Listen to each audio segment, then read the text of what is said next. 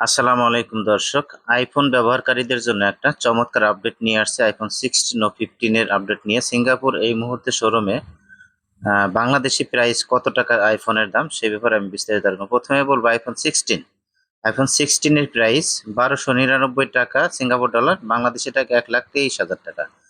এবারে iPhone 16 plus Singapore dollar 1399 টাকা, বাংলাদেশি টাকা 1,32,000 টাকা।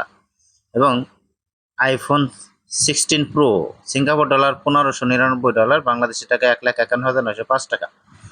তো আরো কিছু আপডেট আছে, আমি আপনাদের মধ্যে একে একে দেখাবো। তো আসলে এই মুহূর্তে যেহেতু আইফোন 16 ও 16 প্রো ম্যাক্স, তো সিঙ্গাপুর ডলার 1,899 টাকা, বাংলাদেশি টাকা কনভার্ট করলে হয় 1,80,000 টাকা।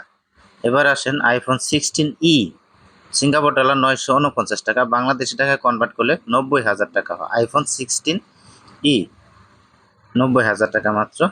এবার আসেন আরো কিছু ফোন নিয়ে আমি আপনাদেরকে দেখাবো একে একে। আইফোন 15 সিঙ্গাপুর ডলার 1,099 টাকা, বাংলাদেশি টাকা 1,04,000 টাকা। আইফোন 15 আগের মডেল আইফোন 15।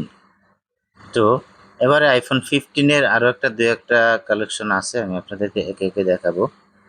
এটা আইফোন 15, এখানে শোরুমগুলোতে এখনো আইফোন 15 প্লাস সিঙ্গাপুর ডলার 1,299 টাকা, বাংলাদেশ কনভার্ট করলে বাংলাদেশি টাকা 1,23,405 টাকা।